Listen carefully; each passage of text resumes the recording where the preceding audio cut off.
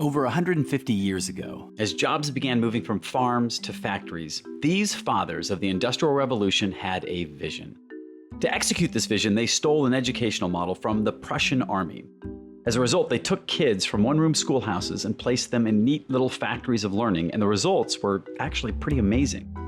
For the next 100 years, you could build an actual factory in any US city, and you'd have a young workforce already living there that could read, write, follow basic instructions. But as the world has radically changed since the early days of the Industrial Revolution, our schools have remained largely the same. You learn how to take tests, you learn how to write reports, you learn how to do the things that are valued in school.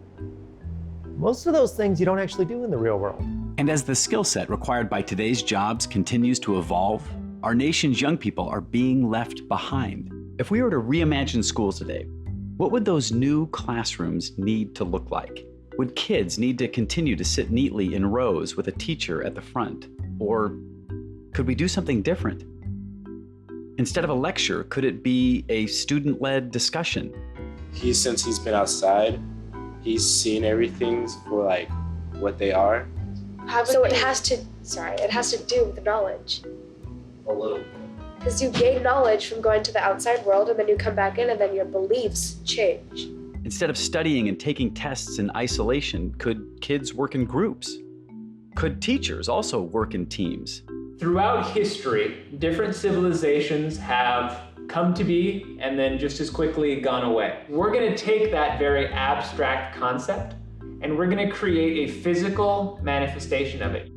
What if instead of focusing on rote memorization, students focused on projects that combined multiple disciplines and helped foster a much deeper connection to the material? So we started off by learning about the Mayans, the Romans, and the Greeks and their civilizations and how they rose to power. What the projects really help is they don't just give you, okay, this is what you need to learn it, memorize it. It's more like you really need to understand it and you really need to understand why you need to know this. Today's workplaces require an entirely new set of skills from even a few decades ago. If our kids can learn those skills in the modern classroom, they'll be ready to take on the jobs of the 21st century. If we're willing to take a leap not unlike the one we took more than a century ago, and to challenge our kids in a fundamentally new way, what they produce might just surprise us.